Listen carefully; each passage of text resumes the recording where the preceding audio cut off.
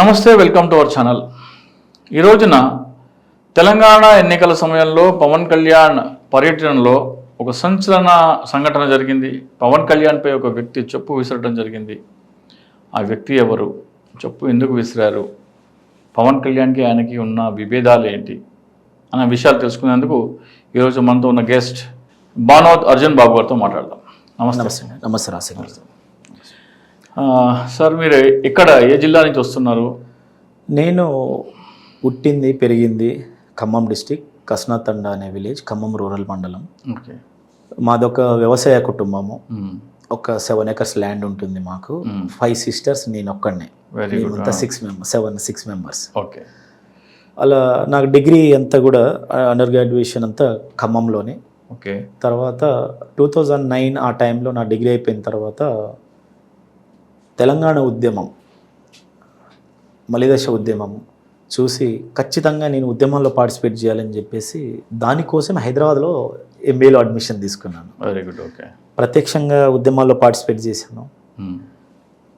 స్వరాష్ట్రం కోసము మన వంతు కూడా పాత్ర ఉన్నది స్వరాష్ట్రం. ఓకే. ఓకే. సరే, మీరు కంటిన్యూస్గా కాంగ్రెస్ పార్టీలో ఉన్నారా, బీఆర్ఎస్లో కూడా, టీఆర్ఎస్లో కూడా ఉన్నారా? నో అండి, నేను పుట్టి పెరిగింది కాంగ్రెస్ పార్టీ. బై బర్త్ మా ఫ్యామిలీ కూడా కాంగ్రెసే. ఓకే.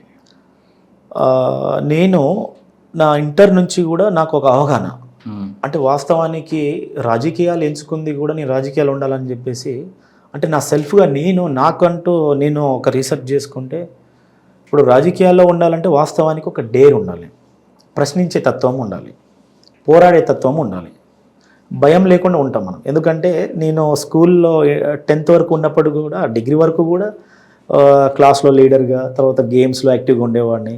నేను అట్లా అని చెప్పేసి నేను ఒక రాజకీయంలో ఉంటే బాగుంటుంది అని చెప్పేసి నేను కాంగ్రెస్ పార్టీ భయపడుతున్నాం కాబట్టి కాంగ్రెస్ పార్టీలో అట్లా మనం యాక్టివ్గా NSY నుంచి, యూత్ కాంగ్రెస్ నుంచి, ఉత్తమ్ కుమార్ రెడ్డి గారి పీరియడ్లో నేను ఒక రాష్ట్ర అధికార ప్రతినిధిగా, తర్వాత మొన్న భారత్ జోడో యాత్రలో డే 1 నుంచి కన్యాకుమారి నుంచి కాశ్మీర్ వరకు 5 నెలల పాటు 4080 కిలోమీటర్లు రాహుల్ గాంధీ గారితో పాదయాత్ర చేశాము. Okay, very nice. సో మీ నాన్నగారు మీకు అర్జున్ అని ఎందుకు పేరు పెట్టారు? వాస్తవానికి నా పేరు బాబు అండి. అయితే నాకు కొన్ని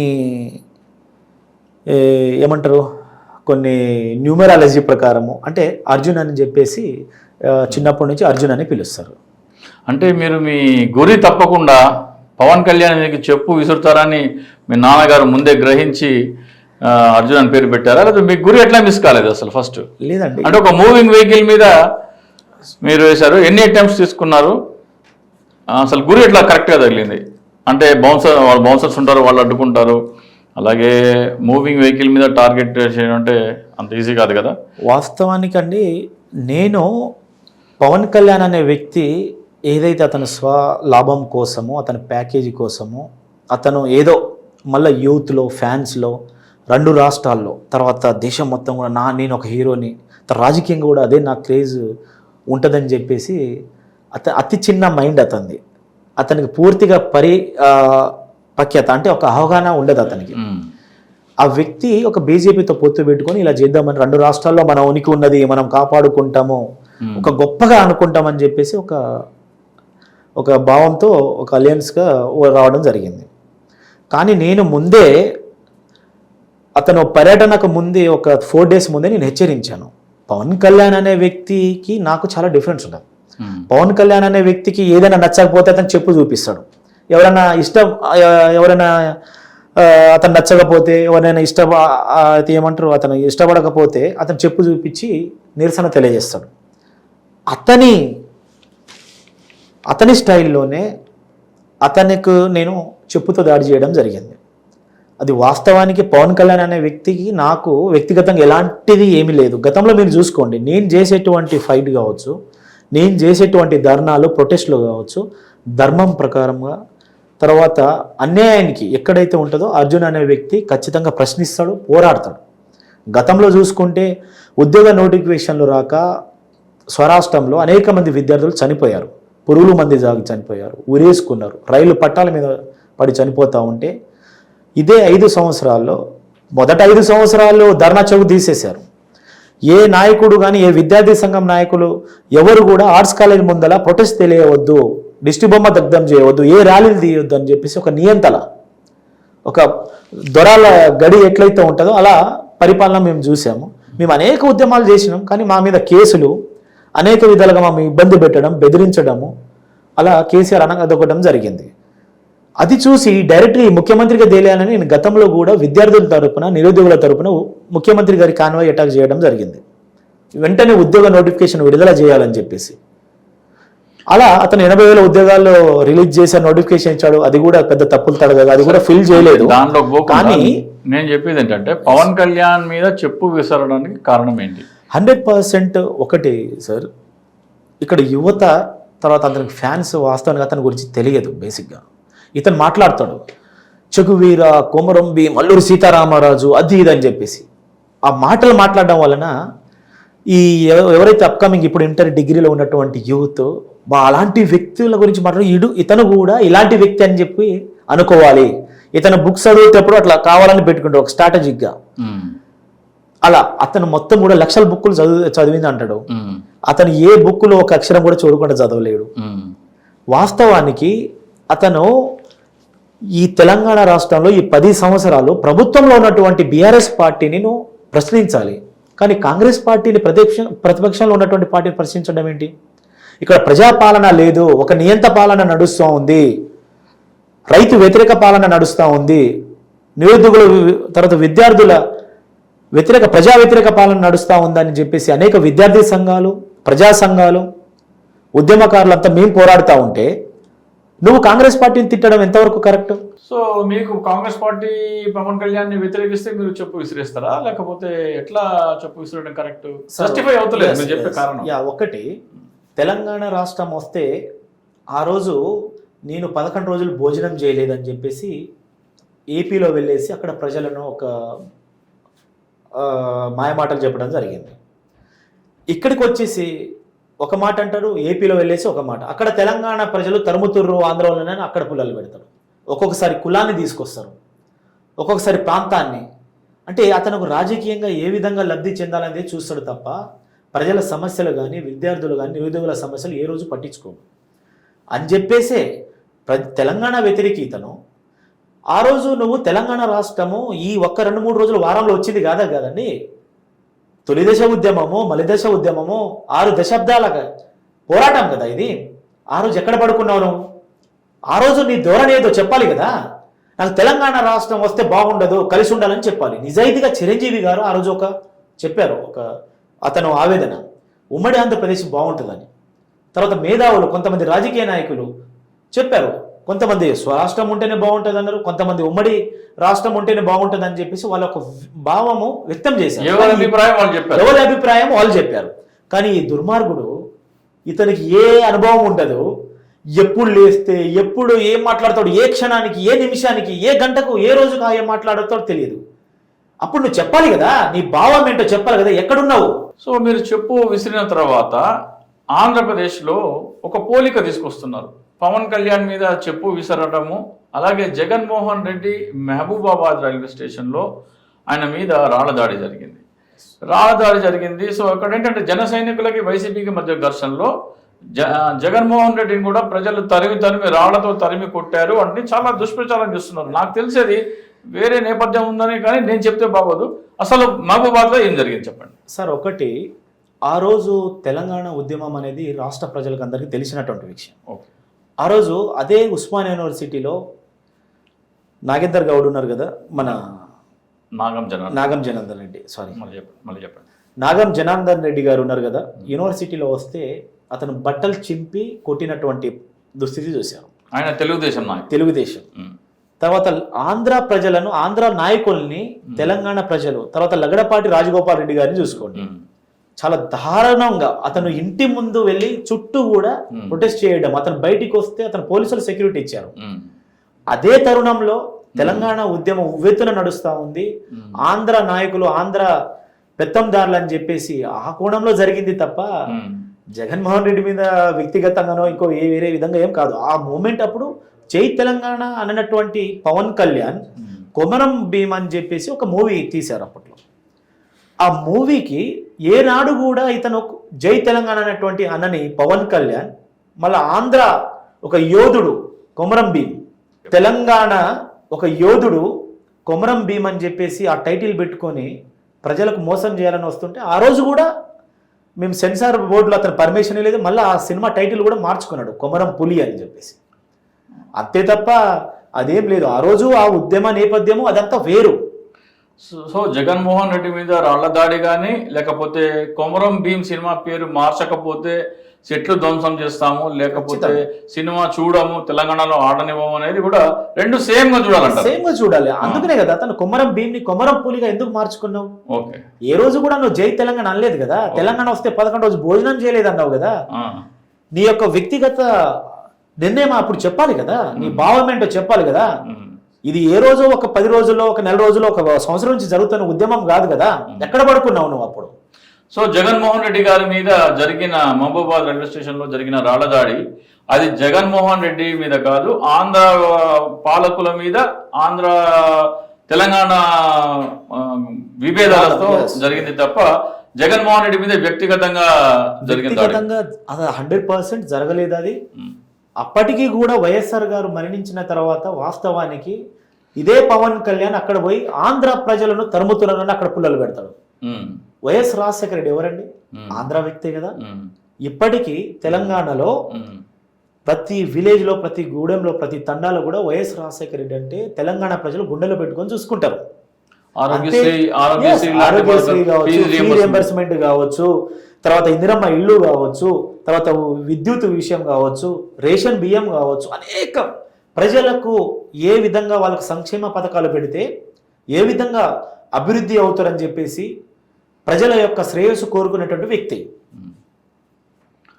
ఓకే, సో ఇప్పుడు మీరు యూనివర్సిటీలో ఏంటి ఏం చదువు? ఎస్ అండి, నేను బిజినెస్ మేనేజ్మెంట్ ఎంబీఏలో పిహెచ్డి రీసెర్చ్ స్కాలర్ని. ఓకే, పిహెచ్డి వచ్చిందా మీకు? యా, పిహెచ్డి వచ్చింది. ఇప్పుడు నాకు సబ్మిషన్ దశలో కూడా ఉన్నది. ఓకే, తర్వాత నేను గతంలో అనేక ఉద్యమాలు నేను చేసేటువంటి పోరాటం మీరు చూసుకోండి.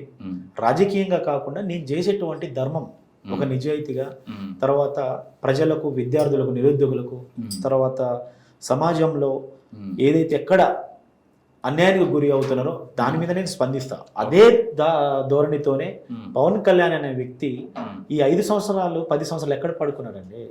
ఏ రోజు కూడా ఇక్కడ బీఆర్ఎస్ ప్రభుత్వము అనేక అన్యాయానికి ప్రజా వ్యతిరేకంగా పాలన చేస్తూ ఉంటే ఏ రోజు మీరు డైరెక్ట్గా కానీ ఇండైరెక్ట్గా కానీ ఏ ఒక్క క్వశ్చన్ కూడా చేయలేనటువంటి వ్యక్తి ఇవాళ మా విద్యార్థులు, నిరుద్యోగులు ఇంతమంది చనిపోయారు, ఇంతమంది సమస్యలు ఉంటే నువ్వు వచ్చేసి అది పొత్తు అని చెప్పేసి నీ స్వలాభం కోసము, నీ వ్యక్తిగత ప్యాకేజీ కోసము ఇక్కడ తెలంగాణ విద్యార్థులు చాలా చైతన్యవంతులండి.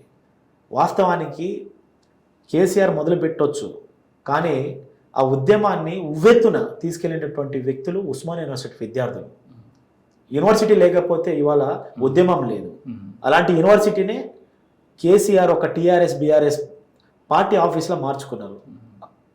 ఇంతమంది, దాంతోపాటు పవన్ కళ్యాణ్ అనే వ్యక్తి ఏ రోజు కూడా అతనికి ఎవరైతే అతని ముందర ఎవరు యాక్టివ్గా ఉంటారో, ఎవరైతే న్యాయంగా వర్క్ చేసి ఉంటారో అతన్ని ఎదగనీయడు, తీసేస్తాడు అతను. అట్లాగే మీరు ఉస్మానియా యూనివర్సిటీ విద్యార్థి స్కాలర్ అని చెప్పారు. అట్లాగే జనసేన పార్టీకి చెందిన సంపత్ నాయక్, నాకు తెలిసి ఆయన మీకు పరిచయం ఉన్నారు లేదో నాకు తెలియదు, కానీ నా డిపార్ట్మెంట్ అతను పిహెచ్డి సబ్మిషన్ అయిపోయింది. ఓకే ఓకే, ఇక్కడ మీరు సంపత్ నాయక్ ఒక విధంగా ఒకే చోట చదువుకున్నారు, ఒకే చోట పెరిగారు, నాకు తెలిసి ఒకే జిల్లా అనుకుంటా. నో అండి, అతనిది వేరే డిస్టిక్, ఖమ్మం కాదు. ఓకే, సో మరి అతన్ని ఒక ఎస్టీ యువకుడిని, పవన్ కళ్యాణ్కి అంత జనాదరణ ఉంది, అతను మరి అంత ఎటువంటి పోరాటాలైనా నేను పాల్గొన్నాను, జనసేన పార్టీ తరఫున పోరాడాను, అంత గళం విప్పాను అంటారు. సో మరి అతనికి వచ్చిన ఓట్లు చూస్తే బరెళ్ళకి కంటే తక్కువ వచ్చినాయి.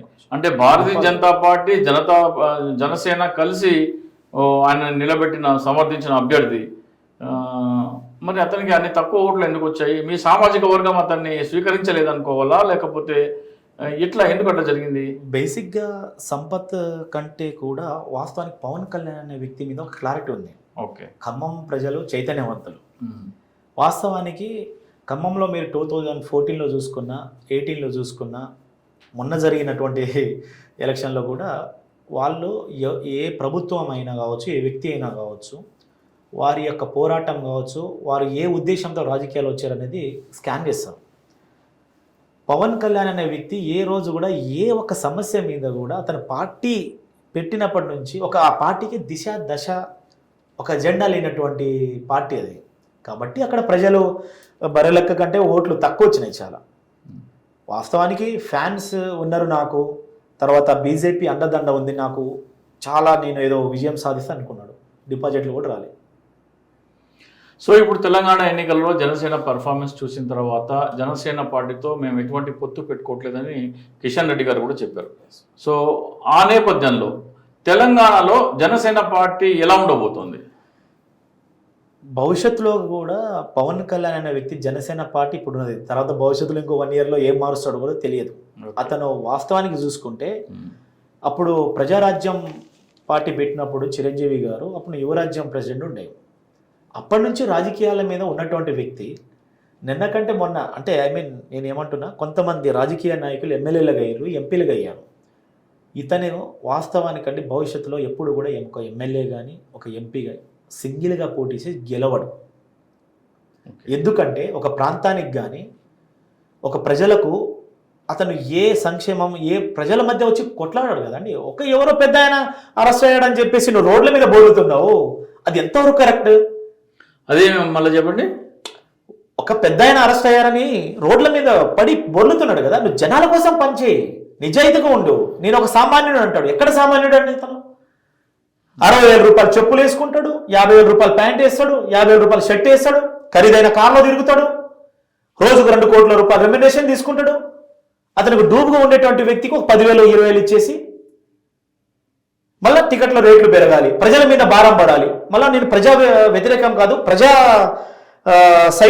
సైడ్ ఉన్నటువంటి వ్యక్తిని యాక్టింగ్ చేస్తున్నావు. యాక్టింగ్ డ్రామాలు సినిమాలో తెర మీద నువ్వు హీరోవి, జనాల్లో హీరో ఏ రోజు కూడా పవన్ కళ్యాణ్ కాలేడు. ఓకే, ఇందాక మిమ్మల్ని ఒక క్వశ్చన్ అడిగాను. మీరు ఎన్ని టైమ్స్ ఒక చెప్పు విసిరారా, 2 చెప్పులు విసిరారా, లేకపోతే ఒక చెప్పు డైగా తగిలిందా, 2 టైంలో తగిలిందా? వాస్తవానికండి ఆ రోజు అతను ఎప్పుడు కూడా ఏ మీటింగ్ అయినా ఏది ఉన్నా కానీ అభద్రత భావంతో ఉంటాడు. ఎవరేమైనా అటాక్ చేస్తారా ఏమని. ఆ బౌన్సర్లు 8 మంది ఉన్నారు. ఆ రూట్ వచ్చేసి యాక్చువల్లీ ఈ రూట్ లో రావట్లేదని చెప్పేసి ఒక మెసేజ్ పాస్ చేశారు. మేము అట్లే ఉన్నాము, సరే ఏదైనా అవ్వాలని చెప్పేసి. తర్వాత మళ్ళీ ఒక 10-20 నిమిషాల తర్వాత మళ్ళీ ఆ రూట్ లోనే వచ్చాడు. ఫస్ట్ నేను సడన్ గా అయ్యో అట్లా వెళ్ళిపోయాడు కదా, సరే అక్కడికి వెళ్దామని కూడా నేను డేర్ తీసుకున్నాను. ఏదైనా కానివ్వండి అనే ఒక్కడిని, ఏదైనా కానివ్వండి.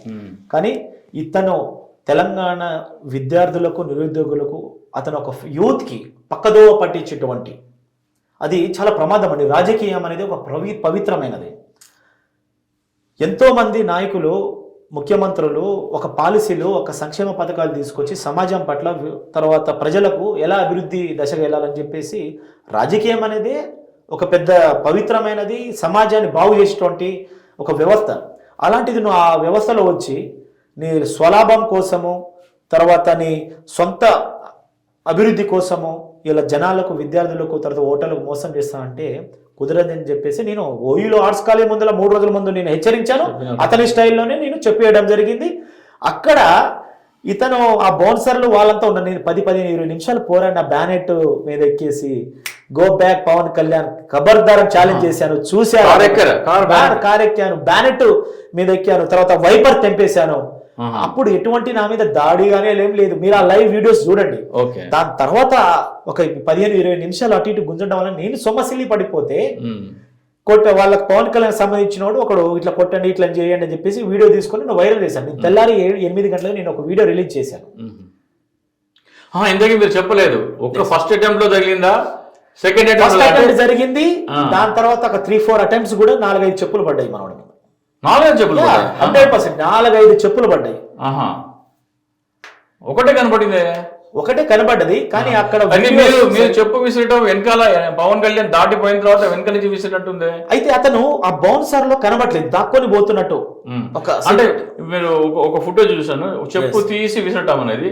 ఆ ఫోటో చెప్పు తీసింది విసిరింది మీరేనా, తగిలే చెప్పేవారిది విసిరే చెప్పేవారిది? 100% వేసింది నేనే, తగిలిన చెప్పు కూడా వేసింది నేనే. ఓకే, ఎందుకంటే అది నా స్వభావం కాదు, నా సంస్కృతి కాదండి. నేను ఒక స్కాలర్గా, యూనివర్సిటీ విద్యార్థిగా ఏదైతే పవన్ కళ్యాణ్కి ఏదైతే అతనికి నచ్చిందే నేనే చేశాను. అతనికి చెప్పులు అంటే ఇష్టం. అతనికి ఎవరైతే నచ్చకపోతే, ఏ వ్యక్తి అయితే ఇరిటేట్ అవుతారో అతను ఏరే మాట రాదు, అతనికి చెప్పు చూపిస్తాడు.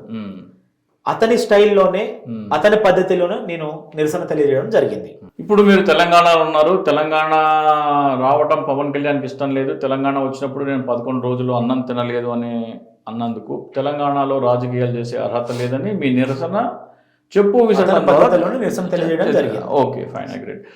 మీరు తెలంగాణలో లేరు అనుకుందాం కాసేపు. ఆంధ్రప్రదేశ్లో పవన్ కళ్యాణ్కి విపరీతమైన క్రేజ్ ఉంది. ఆంధ్రప్రదేశ్లో పవన్ కళ్యాణ్ 2014లో భారతీయ జనతా పార్టీ తెలుగుదేశం కోసం ప్రచారం చేశారు. తర్వాత భారతీయ జనతా పార్టీతో విభేదించి ప్రత్యేక హోదా కోసం పోరాటం చేస్తా అన్నారు. అలాగే మళ్ళీ ఎన్నికలు అయిపోయిన తర్వాత భారతీయ జనతా పార్టీతో పొత్తు పెట్టుకున్నారు. మీరు ఆంధ్రప్రదేశ్లో ఉంటే పవన్ కళ్యాణ్ ఏ కోణంలో చూస్తారు మీరు? ఒకటి సార్, వాస్తవానికి సెంట్రల్ గవర్నమెంట్లో ఉన్నటువంటిది బీజేపీ ప్రభుత్వము. ప్రత్యేక రాష్ట్రం హోదా కోసము నేను కొట్లాడుతా, మహా అయితే పొట్టి శ్రీరాములులా చావనైనా చస్తా ప్రత్యేక హోదా కోసము. రోషం లేకపోతే కారం పూసుకోండి అని చెప్పి పాచిపోయిన లడ్లు ఇచ్చినటువంటి దుస్తుడి బీజేపీ వారు. కానీ మళ్ళీ ఈరోజు అదే బీజేపీతో మళ్ళా జత కట్టినటువంటి దుర్మార్గుడు. ఎక్కడ న్యాయం అండి? ఇతనికి ఎక్కడ ఒక క్లారిటీ ఉండదు ఒక విషయం పట్ల. బేసిక్గా అతనికి చూసుకుంటారండి ఏ పార్టీతో ఎప్పుడు అలయన్సు.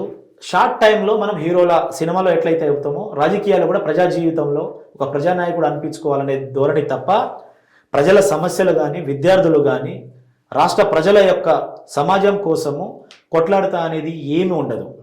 సినిమాలో వచ్చినట్టు రాజకీయ ప్రజా జీవితంలో కూడా నేను ఒక లీడర్ అనిపించుకోవాలనేది. కానీ అతని చరిత్రలో అతను సొంతంగా అతను పెట్టిన పార్టీ మీద ఎమ్మెల్యే కానీ, ఎంపీ కానీ కనీసము ప్రజా జీవితంలో ఏ రోజు కూడా అతను లీడర్ అవ్వలేడు.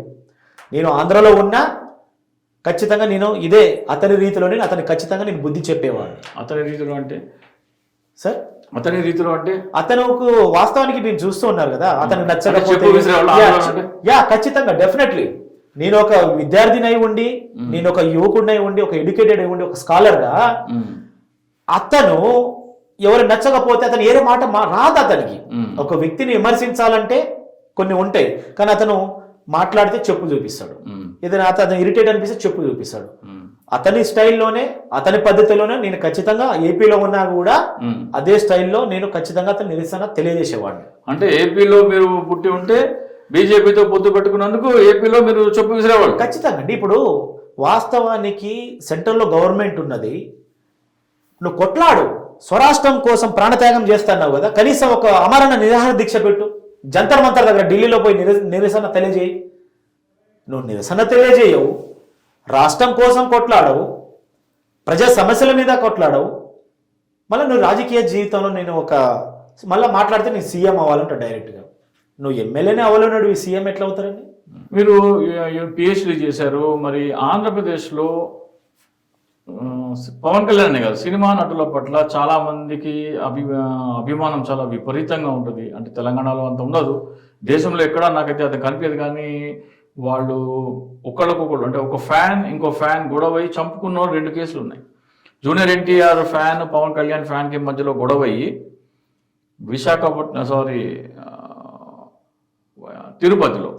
తిరుపతిలో వినోద్ రాయ్ అనే వ్యక్తి మర్డర్ అయింది.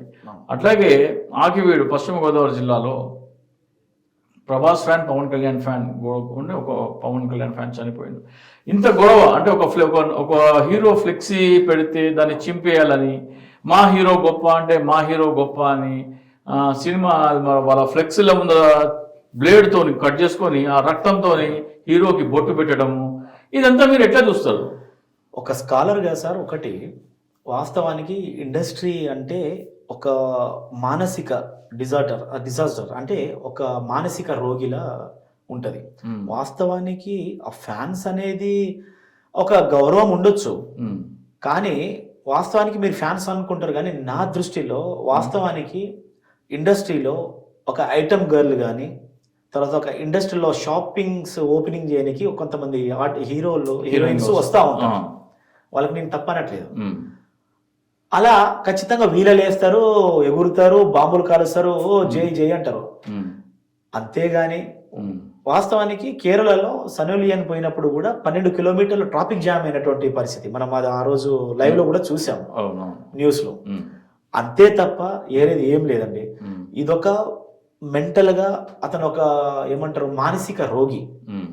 అలా అలా కొంతమంది అలా ఎగురుతుంటారు, అది చేస్తూ ఉంటారు. ఆ క్షణము ఆ నిమిషము వాళ్ళ ఆనందం కోసమే తప్ప ఆ ఏదో బయట అనుకున్నట్టు పవన్ కళ్యాణ్ కి ఫ్యాన్స్ ఉన్నారు, పవన్ కళ్యాణ్ మరి ఏమైంది ఇక్కడ? అదే ఇక్కడ తెలంగాణలో చూశారు కదా, అతని సామాజిక వర్గాన్ని వాళ్ళు కూడా ఓటు అయినటువంటి పరిస్థితి. అలా అంటే మీ ఉస్మానియా యూనివర్సిటీలో ఎవరైనా దీని మీద మరి రీసెర్చ్ ఎవరైనా? ఖచ్చితంగా ఒక రీసెర్చ్ అనేది నడుస్తూ ఉంది. ఇది ఒక మానసిక రోగి, ఒక ఏమంటారంటే వాస్తవానికి అతను ప్రజల్లో కానీ, తర్వాత సమాజం పట్ల కానీ, తర్వాత ఏ నిరుద్యోగులు కానీ, ఒక రైతులు కానీ ఒక పూర్తిగా ఒక అవగాహన ఉండదు వాళ్ళకు. ఎక్కడ అన్యాయానికి గురి అవుతున్నాం, రాజ్యాంగం తరపున మనకు రావాల్సినటువంటి హక్కులు ఏమిటి అని చెప్పేసి పూర్తిగా ఒక అవగాహన లేనటువంటి వ్యక్తి పవన్ కళ్యాణ్ అనే వ్యక్తి. అందుకని ఇవాళ తెలంగాణలో బుద్ధి చెప్పారు. వాస్తవానికి రేపటి రోజున ఏపీలో మీరు చూడండి ఎలక్షన్ కోసం నేనైతే చాలా వెయిటింగ్ చేస్తున్నానండి. ఎలక్షన్ లో వస్తే పవన్ కళ్యాణ్ అనే వ్యక్తి సింగిల్ గా ఏ నియోజకవర్గంలో నిలబడతాడో అక్కడ ఎన్ని ఓట్లు వస్తాయో మీరు చూడండి, డిపాజిట్ రాదు ఖచ్చితంగా. మీరు కాంగ్రెస్ తరఫున ఆంధ్రప్రదేశ్ లో ప్రచారం చేస్తారా మీరు? ఖచ్చితంగా అండి. ఇప్పుడు ఎందుకంటే మా ఆది నాయకుడు రాహుల్ గాంధీ గారు స్పెషల్ స్టేటస్ ఇస్తాము మేము సెంట్రల్ గవర్నమెంట్ వస్తే అని చెప్పేసి అతను మాట ఇవ్వడం జరిగింది. ఖచ్చితంగా నేను ప్రచారానికి వెళ్తాను. ఇది అంటే రాహుల్ గాంధీ గారు చెప్తున్నారు మేము వస్తే ప్రత్యేక హోదా ఇస్తామని. కానీ అసెంబ్లీ అంటే పార్లమెంట్ లో 54 మంది ఎంపీలు ఉన్నారు. 54 మంది ఎంపీలలో 2019 ఎన్నికల తర్వాత ఏ ఒక్క ఎంపీ అంటే అటు రాజ్యసభలో కూడా ఉన్నారు, ఏ ఒక్క ఎంపీ ఆంధ్రప్రదేశ్కి ప్రత్యేక హోదా ఇవ్వాలి అని పార్లమెంట్ లో మాట్లాడినప్పుడు రాహుల్ గాంధీని ఎందుకు నమ్మాలి? Number 1 first question. అసలు దానికి సమాధానం చెప్పండి తర్వాత మళ్ళీ. ఒకటి సార్, ఎందుకంటే తెలంగాణ రాష్ట్రం ఇస్తా అని చెప్పేసి మేడం సోనియా గాంధీ గారు అన్నారు, అదే విధంగా ఇచ్చారు. అక్కడ వాళ్లకు సరే కొంత లాస్ అయినప్పటికీ కూడా వాళ్ళకి ప్రత్యేక హోదా అనేది ఇవ్వాలని చెప్పేసి రాహుల్ గాంధీ అన్నారు. ఖచ్చితంగా ఇస్తారు. కాబట్టి జనాలు కూడా అక్కడ మెంబర్ ఆఫ్ పార్లమెంట్స్ కావచ్చు, తర్వాత వాళ్ళకు ప్రభుత్వ ఏర్పాటు దశకు కూడా జనాల్లో చైతన్యం రావాలి ఖచ్చితంగా. అది సరే, అది అక్కడ కొన్ని పరిస్థితుల వలన అక్కడ కొంత పార్టీ మనకు ఉమ్మడి రాష్ట్రాన్ని ఎరగొట్టి అన్యాయం చేసిందని చెప్పేసి ప్రజలు అక్కడ కాంగ్రెస్ పార్టీ కొంచెం వ్యతిరేకించిన వాస్తవం అది. ఇప్పుడు 54 మంది ఎంపీలు లోక్సభలో 5 సంవత్సరాలుగా మాట్లాడనప్పుడు ఆంధ్రప్రదేశ్ పట్ల అంటే ఆంధ్రప్రదేశ్కి ప్రత్యేక హోదా ఇవ్వాలని మీ పార్టీ తరఫున ఎవరికి ఆలోచన లేనప్పుడు ఆంధ్రప్రదేశ్కి ప్రత్యేక హోదా ఇస్తారు అనే మాట మీద నమ్మకం ఎలా కలగాలి? అదే మేము హామీ ఇచ్చాము కాబట్టి ప్రజలు ఎంపీలను గెలిపించుకోవాలి. మీరు తెలంగాణ ఇస్తామని పదే లోక్సభలో చెప్పారు, మరి ఆంధ్రప్రదేశ్కి ప్రత్యేక హోదా ఇస్తామని పదే చెప్పట్లేదు కదా. ఇప్పుడు ఆంధ్రప్రదేశ్ ఎంపీ లేరు కాబట్టి మీరు పట్టించుకోరా? అంటే లేరంటే అండి వాస్తవానికి ఆ సభ్యుడు పార్లమెంట్ వ్యక్తి ఎవరైనా ఉంటే సభ్యుడు అప్పుడు మేము అతను వాయిస్ ఇవ్వచ్చు, లేక లేరు కాబట్టి ఆ పరిస్థితి, అంతే తప్ప ఏం లేదు. అర్జున్ గారు, ఫైనల్ క్వశ్చన్.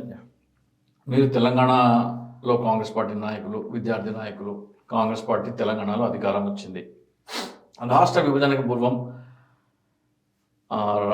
ప్రజలుగా విడిపోదాం, అన్నదమ్ములుగా కలిసి ఉందామని ఒక నినాదం.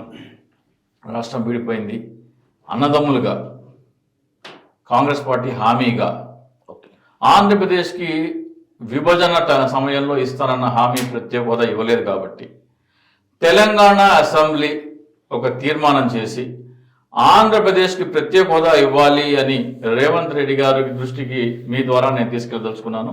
అటువంటి ప్రపోజల్ ఏమన్నా వస్తే మీ కాంగ్రెస్ పార్టీ ఎలా స్పందిస్తుంది? అంటే కాంగ్రెస్ తెలంగాణ అసెంబ్లీలో మీరు ఒక తీర్మానం ప్రవేశపెట్టి విభజన హామీలో కాంగ్రెస్ పార్టీ 5 సంవత్సరాలు ప్రత్యేక హోదా ఇస్తా అన్నది, దానిని నెరవేర్చాలి అని దాని ముక్త కంఠంగా తెలంగాణ అసెంబ్లీ అంటే బీఆర్ఎస్ బీజేపీ ఉన్నాయి కాబట్టి వాళ్ళు యునానిమస్ గా వస్తారో లేదు, కానీ అటువంటి ప్రతిపాదన ఏదైనా అసెంబ్లీలో పెట్టే అవకాశం ఉందంట? ఖచ్చితంగా మీరు చెప్పినటువంటి క్వశ్చన్కి 100% మా ముఖ్యమంత్రి గారి దగ్గర ఖచ్చితంగా మేము వినిపిస్తాము.